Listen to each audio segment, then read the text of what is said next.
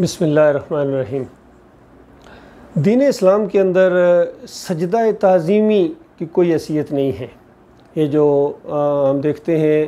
پیروں کے سامنے لوگ سجدے کر رہے ہوتے ہیں، مرید جا کے پاؤں کو چومتے ہیں، سجدہ کرتے ہیں، مریدنیاں جاتی ہیں،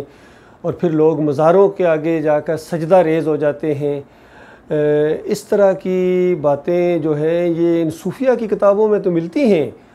اور لوگوں میں یہ پھیلی ہوئی ہیں، حتیٰ کہ طاہر القادری صاحب کو بھی سجدے کراتے ہوئے دیکھا گیا اور سجدے کرتے بھی دیکھا گیا ان کو اور دوسرے لوگوں کو۔ اور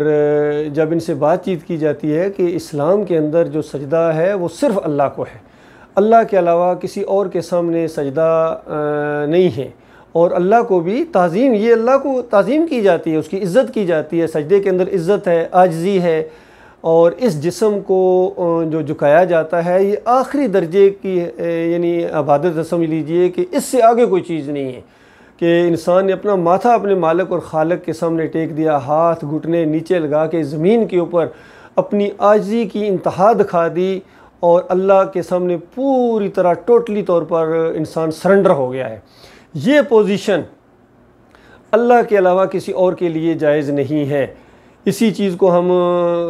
وہ کہتے ہیں اپنی صلات کے اندر بھی کہتے ہیں التحیات للہ والصلوات والطیبات، کہ میری قولی، فعلی اور مالی عبادت جو ہے وہ صرف اور صرف اللہ رب العالمین کے لیے۔ قولی عبادت جس کا تعلق قول سے ہو، منہ سے ہو، زبان سے ہو، یعنی پکاریں گے تو اللہ تعالیٰ کو پکاریں گے، کسی اور کو نہیں پکاریں گے، حمد و ثنا بیان ہوگی تو اللہ تعالیٰ کی ہوگی۔ اور پھر مالی عبادت، مال جس میں خرچ ہوتا ہے چاہے چھوٹا سے چھوٹا ہو یہ یا زیادہ سے بڑی رقم ہو، یہ صرف اللہ کو خوش کرنے کے لیے ہوگی، اللہ کے علاوہ کسی اور کے لیے نہیں ہوگی۔ جس طرح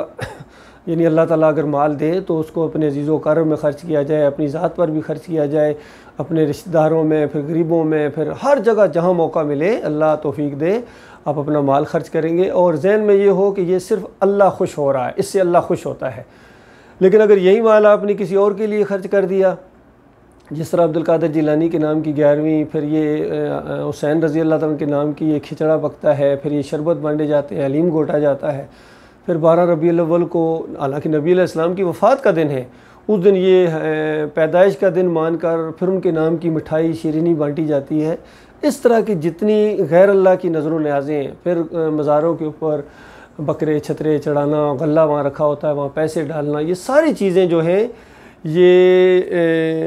اسلام کے اندر جو ہے نا یہ جائز نہیں ہے، یہ شرک ہے۔ اللہ کے لیے ہوں تو ایمان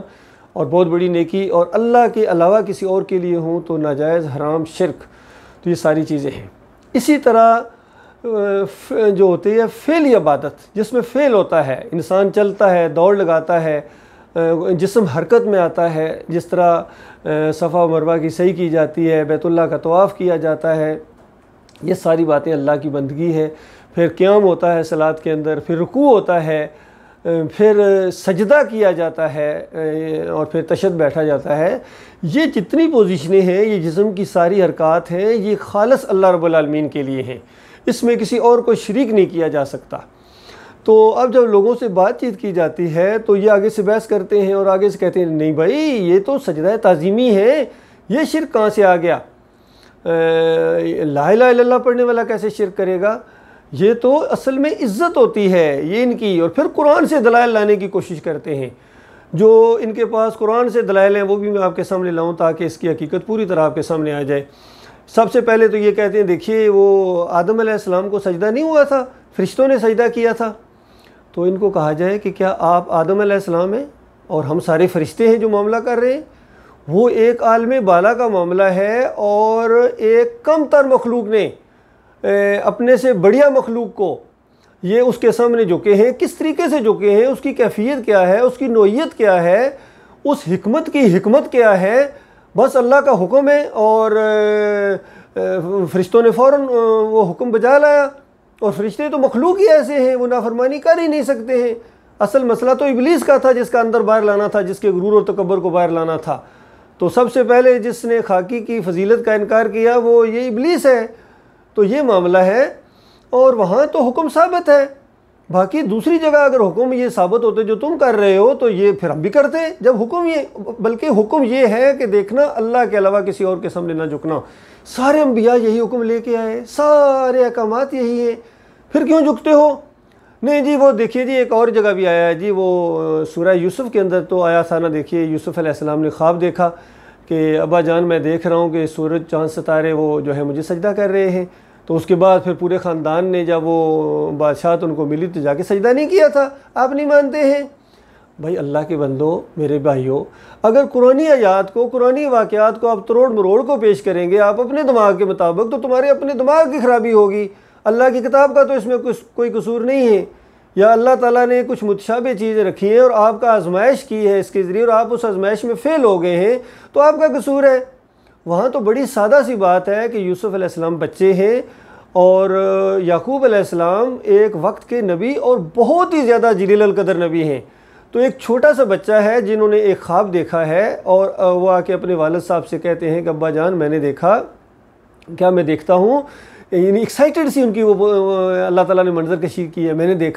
میں دیکھتا ہوں کہ سورج چاند ستارے ہیں۔ اصل میں وہاں لفظ لی ساجدین استعمال ہوا ہے، اور ساجدین سجدہ یہ لفظ ہے، یہ جھکنے کو اور فضیلت کے لیے اور عزت احترام کے لیے بھی بولا جاتا ہے۔ تو زیادہ سے زیادہ وہاں کیا کیفیت ہوگی بھائی؟ اس کیفیت کو تو یا یوسف علیہ السلام جانتے ہیں جنہوں نے وہ دیکھا وہ منظر، یا اللہ رب العالمین جانتا ہے۔ تو زیادہ سے زیادہ وہ چیز یہی ہے کہ سورج چاند ستاروں کو انہوں نے نیچے دیکھا آتے ہوئے، عزت اور احترام کی علامت ہے، بزرگی کی علامت ہے، ان کے عزت اور احترام میں وہ نیچے آئے ہوئے ہیں۔ اور پھر اس کے بعد یعقوب علیہ السلام نے اس سے کیا مطلب نکالا اس کا، کیونکہ وہ کہتے ہیں ابا جان میں نے یہ خواب دیکھا ہے، آپ بتائیے کیا مسئلہ ہے؟ تو اس کے جواب میں یعقوب علیہ السلام کہتے ہیں کہ میرے بچے ہوگا اس طرح کہ اللہ تعالیٰ تجھے منتخب کرے گا،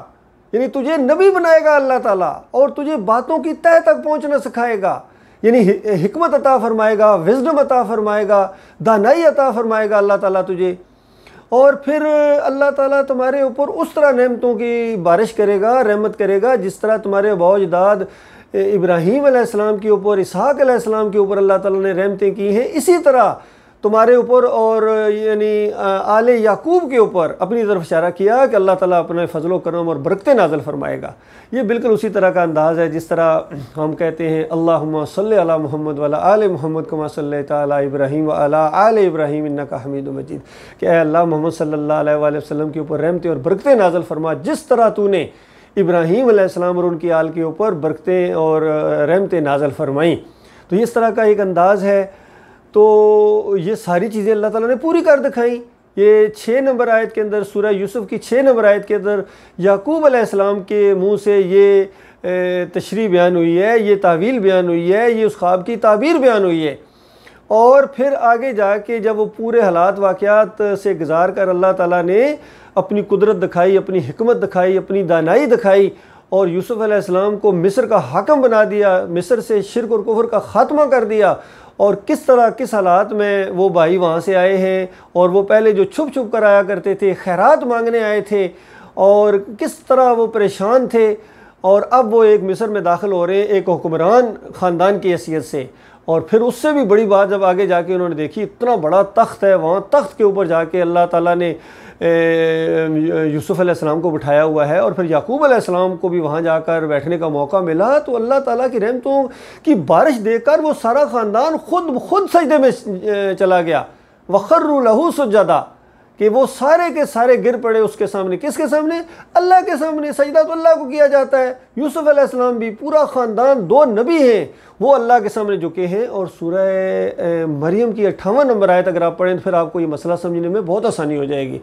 سورہ مریم کی 58 نمبر آیت میں اللہ تعالیٰ تمام انبیاء کا ذکر کرتا ہے، اور خاص بڑے بڑے چنیدہ نبیوں کا تو نام لے کے، جس طرح یعقوب علیہ السلام کا نام لے کے، اور پھر ان کی اولاد میں سے جو نبی ہیں اس کا نام لے کے، ظاہر بات ہے یوسف علیہ السلام، تو یہ نام لے کے اللہ تعالیٰ نے کہا یہ میرے انبیاء ہیں، یہ ان کے سامنے جب کوئی نشانی میری آتی تھی تو یہ دڑام سے سجدے میں گر جایا کرتے تھے، میرے سامنے عاجزی کیا کرتے تھے۔ تو اصل میں یہ بہت بڑی نشانی سامنے آئی تھی اللہ کی قدرت کی اور اللہ کے علم کی اور اللہ کے وعدہ پورے کرنے کی، کہ واقعی اللہ تعالیٰ نے اپنا وعدہ پورا کر دکھایا۔ اصل میں سورہ یوسف اس ماحول میں نازل ہوئی تھی جب نبی علیہ السلام کے ساتھ مشرکین مکہ وہی انداز اختیار کر رہے تھے جو پہلے کسی دور میں یوسف علیہ السلام کے ساتھ ان کے بھائیوں نے اختیار کیا تھا، انداز مخالفتیں کی تھیں، رکاوٹیں، دشمنی۔ تو اللہ تعالیٰ نے نبی علیہ السلام کو گویا بتایا کہ دیکھو آج جو تمہارے ساتھ یہ معاملہ کر رہا ہے اس کا انجام وہی کچھ ہونے والا ہے جو یوسف علیہ السلام کے بھائیوں نے مخالفت کے باوجود جو انجام دیکھا تھا وہی کچھ ہونے والا ہے۔ تو آپ فکر نہ کریں، ڈٹے رہیں، صبر کے ساتھ اور تقویٰ کے ساتھ زندگی بسر کریں۔ تو جب وہ مکہ فتح ہوا تو نبی علیہ السلام مکہ میں داخل ہو رہے ہیں، اونٹنی کے اوپر بیٹھے، سر جھکا جا رہا ہے نیچے سجدے کے اندر گویا اللہ کے سامنے، اور وہ دعائیں مانگ رہے ہیں جو آج ہم صفا مروہ کے اوپر صحیح کرتے ہوئے مانگتے ہیں کہ اللہ تعالیٰ نے اپنا وعدہ سچا کر دکھایا اور اللہ تعالیٰ نے اکیلا دشمنوں کو مار بگایا اور اللہ تعالیٰ نے فتح عطا فرمائی۔ تو اللہ کے سامنے جھک رہے تھے سارے صحابہ بھی، نبی علیہ السلام بھی، حتیٰ کہ جو مخالفین تھے، جو مسلمان ہو رہے تھے، وہ بھی اللہ کے سامنے جھک رہے تھے کہ اللہ تعالیٰ کا ہمارے اوپر احسان ہوا ہے، اللہ تعالیٰ ہماری درگزر فرمائے، ہمیں معاف کر دے، ہم کتنی مخالفتیں کرتے رہے ہیں، اگر اسی مخالفتوں میں ہماری موت آ جاتی تو کیا بن جاتا۔ تو وہ بھی سامنے اللہ کے سامنے جھک رہے ہیں، جھکا تو اللہ کے سامنے جاتا ہے۔ کسی نبی نے کسی دوسرے نبی کو سجدہ نہیں کیا ہے، نہ اس کی تعلیم دی ہے۔ تو اصل میں یہ بھائیوں کو بہت زیادہ لوگوں کے سے جو ہے وہ دھوکا لگا ہے، اور وہ اللہ تعالیٰ نے آزمائش کی ہے آپ کی کہ اللہ تعالیٰ دیکھتا ہے کہ تم اپنے عقیدے میں کتنے پختہ ہو۔ تو عام طور پر کسی سے جب پوچھا جائے سجدہ کس کا حق ہے، وہ کہے گا اللہ کا۔ تو بھائی اس میں پختہ ہو کہ تمہارا یہ کچا عقیدہ ہے؟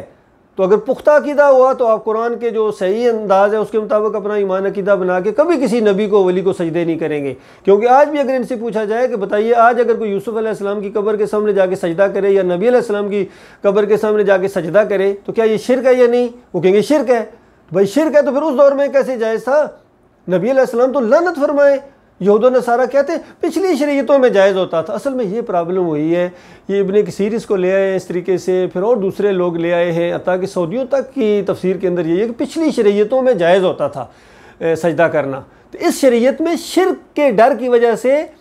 اس کو ناجائز قرار دے دیا گیا ہے۔ تو بتاؤ پچھلی شریعتوں میں شرک کا ڈر نہیں تھا، ان کے ساتھ اللہ تعالیٰ خیر خواہ نہیں تھا؟ اور نبی علیہ السلام تو اس انداز سے کہیں کہ لعن اللہ الیہود والنصارى اتخذوا قبور الانبیاء والصالحین مساجدا، یہ اہل کتاب، یہ یہود و نصارہ، ان کے اوپر اللہ کی لعنت، انہوں نے اپنے انبیاء اور صالحین کی قبروں کو سجدہ گاہ بنا لیا تھا۔ تم ایسا نہ کرنا، دیکھنا تم قبروں کو سجدے نہ کرنا۔ تو اس طریقے سے نبی علیہ السلام پچھلی قوموں میں جو اس طرح سجدے کرتے رہے نبیوں کو، ولیوں کو، ان کے اوپر تو لعنت برسائے۔ تو میرے بھائیوں غور کرو، یہ اس میں سے شرک کے چور دروازے نہ نکالو، یہ بہت بڑی زیادتی ہوگی آپ کی اپنے ساتھ اور اپنی قوم کے ساتھ اور مسلمانوں کے ساتھ، خاص کر یہ علماء دین جو سجدے کے قائل ہیں کہ نہیں وہ ہوا تھا، سارے قائلین ہیں۔ ڈاکٹر سرار بھی کہتے ہیں یوسف علیہ السلام کو سجدہ ہوا تھا، مودودی صاحب کہتے ہیں بس تھوڑا سا وہ جو سر جھکایا تھا، وہ کندھے جھکائے تھے، اصل میں انہوں نے دروازہ کھولا،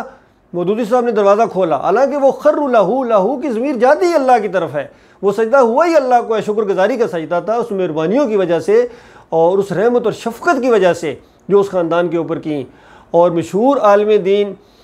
ڈاکٹر مسعود الدین عثمانی رحمۃ اللہ علیہ نے اس کے اوپر بہت ہی زیادہ زور دے کے کہا ہے کہ دیکھو خواب کی تعبیر ہوتی ہے، وہ جو یوسف علیہ السلام نے خواب دیکھا اس کی تعبیر ہے، تعبیر لی جاتی ہے، ہر جگہ اسی طرح ہوتا ہے۔ اسی سورہ کے اندر دوسری بھی خواب موجود ہے، موٹی گائیں، دبلی گائیں، اس سے معنی لیا گیا ہے۔ اسی طرح ایک آدمی نے دیکھا کہ میرے سر کے اوپر روٹیاں رکھی ہوئی ہیں اور پرندے کھا رہے ہیں، تو وہاں روٹیاں تو تھی نہیں، اس کی تعبیر لی گئی ہے کہ اس کو پھانسی دیا جائے گا۔ خواب کی تعبیر ہوتی ہے، تو اس کی تعبیر لی گئی ہے علی ساجدین کی، یہ تعبیر ہے اس کی کہ دیکھو اس سے مراد یہ ہے عاجزی ہے، انکساری ہے اور فضیلت ہے، اور اس کو یعقوب علیہ السلام نے سورہ یوسف کی 6 نمبر آیت کے اندر بیان کیا ہے۔ یہ معاملہ ہے، اسی لیے ڈاکٹر مسعود الدین عثمانی رحمۃ اللہ علیہ نے بڑے واضح الفاظ کے اندر وہ اس پر بحثیں کرتے رہے کہ دیکھو لوگو یہ یوسف علیہ السلام کو سجدہ نہیں ہوا ہے، اسلام میں سجدہ تعظیمی کی کوئی اہمیت نہیں ہے، یہ شرک ہے، اور وہ خاندان نے اللہ کو سجدہ کیا تھا۔ اور جو لوگ اپنے مریدوں سے سجدہ کرانا چاہتے ہیں، اصل میں جن کے دماغوں کے اندر خدائی کا شوق ہے، وہ اس طرح تعبیر کرتے ہیں کہ یہ یوسف علیہ السلام کو سجدہ ہوا، ایک دفعہ راستہ کھولتے ہیں، پھر اس کے بعد ان کے جو مرید ہیں، ان کے شاگرد ہیں، پھر ان کو سجدے کرتے ہیں، پھر وہ قرآن سے ثابت کرنے کی کوشش کرتے ہیں۔ تو سارے ایسے لوگ جو کہتے ہیں کہ یوسف علیہ السلام کو سجدہ ہوا، اصل میں ان کا عقیدہ خراب ہے، ان کے ایمان کے اندر شرک ہے اور ان کا ایمان صحیح نہیں ہے، یہ فتویٰ دے کے گئے ہیں۔ اللہ تعالیٰ غور و فکر کرنے اور جو صحیح علماء ہیں ان کی بات ماننے کے اللہ تعالیٰ توفیق عطا فرمائے، اور جو غلط قسم کے علماء ہیں جن کی عقائد صحیح نہیں ہے میرے بھائیوں، ان کو چھوڑ دو، ورنہ عقائد میں خرابی کی وجہ سے وہ تو جہنم کی آگ کا ایندھن بن گئے جو اس سے پہلے تھے، تو کیا لازمی ان کے پیچھے جاؤ گے؟ تو اصول تو اللہ تعالیٰ کا ایک ہی ہے کہ جس نے بھی اللہ کے ساتھ شرک کیا، انہ من یشرک باللہ فقد حرم اللہ علیہ الجنہ ومأوہ النار وما للظالمین من انصار، اور جس نے بھی اللہ کے ساتھ شرک کیا اور اس پر اس کی موت آ گئی، اس کی ٹھکانہ جہنم ہوگا، وہ ہمیشہ وہاں رہے گا۔ اللہ تعالیٰ نے انبیاء تک کے بارے میں فرمایا وَلَوْ أَشْرَكُوا، اگر یہ شرک کرتے، یہ موٹی بات ہے، اگر یہ شرک کرتے لَحَبِطَ عَنْهُم مَّا كَانُوا يَعْمَلُونَ، میں ان کا سارا عمل برباد کر دیتا اگر یہ شرک کرتے۔ اس میں تفصیل تو آئی نہیں ہے، تو کیا مطلب ہے؟ موٹی بات ہے، اگر یہ میرے علاوہ کسی کو پکارتے، اگر یہ میرے علاوہ کسی اور کے سامنے جھکتے، اگر یہ میرے علاوہ کسی اور کی نظر و نیاز کرتے، اگر یہ میرے علاوہ کسی اور کا رکوع کرتے، کسی اور کا سجدہ کرتے، تو میں ان کا عمل سارا برباد کر دیتا اس انداز سے۔ تو میرے بھائیو، اس طرح انبیاء کے اوپر الزامات نہ لگاؤ، اور بھی لوگ لگاتے رہے، جس طرح تبلیغی نصاب کے اندر ہے کہ آدم علیہ السلام کی توبہ نہیں قبول ہو رہی تھی، آخر میں آ کے نبی علیہ السلام کا واسطہ وسیلہ دیا تب توبہ قبول ہوئی ہے۔ تو بتاؤ یہ شرک؟ اور اللہ تعالیٰ کہتا ہے میں نے آدم علیہ السلام کو کلمات سکھائے اور انہوں نے ان کے ذریعے توبہ کی، پھر میں نے توبہ قبول کی۔ وہ الفاظ بھی موجود ہیں، پہلی دوسری کی کتابوں میں وہ لکھے ہوئے ہیں، آدم علیہ السلام کی دعا ربنا ظلمنا انفسنا فإن لم تغفر لنا وترحمنا لنکونن من الخاسرین، یہ دعا ہے۔ تو بتائیے قرآن کی مانیں یا ان کے علماء کی مانیں؟ اسی طرح کتاب التوحید کے اندر عبد الوہاب نجدی صاحب نے بھی ایک ایسا الزام لگا دیا ہے آدم علیہ السلام کے اوپر کہ ان کی اولاد نہیں بچتی تھی، آخر میں ابلیس نے آ کے کہا کہ آپ کی اولاد بچے گی اگر اس کا نام عبد الحارث رکھو، یعنی حارث اس جھوٹی روایت کے مطابق ایک شیطان کا نام ہے، تو انہوں نے اپنے بیٹے کا نام پھر حارث رکھ دیا، عبد الحارث رکھ دیا بعد میں کہتے ہیں۔ تو یہ جھوٹی روایتوں کے ذریعے، اور پھر ان کو بعد میں تحویل کرنی پڑی کہ نہیں یہ شرک فی العبادت نہیں تھا، یہ شرک فی الاطاعت تھا۔ بھائی شرک فی الاطاعت کیا ہوتا ہے؟ یعنی اطاعت میں شرک کیا، بھائی شرک تو شرک ہے، اور اطاعت کرنے کے بعد کیا کیا؟ عبد الحارث نام رکھ دیا، یعنی شرکیہ نام رکھ دیا۔ تو اس طرح کے الزامات نہ لگاؤ انبیاء کے اوپر۔ انبیاء شرک نہیں کرتے ہیں، وہ شرک کے دشمن ہوتے ہیں، وہ شرک سے منع کرنے کے لیے آتے ہیں، اور ان کے اوپر الزامات لگانے کے بعد آپ اللہ کے دور غضب کا شکار ہوں گے۔ اللہ تعالیٰ ان ساری باتوں کے اوپر غور و فکر کرنے کی توفیق عطا فرمائے۔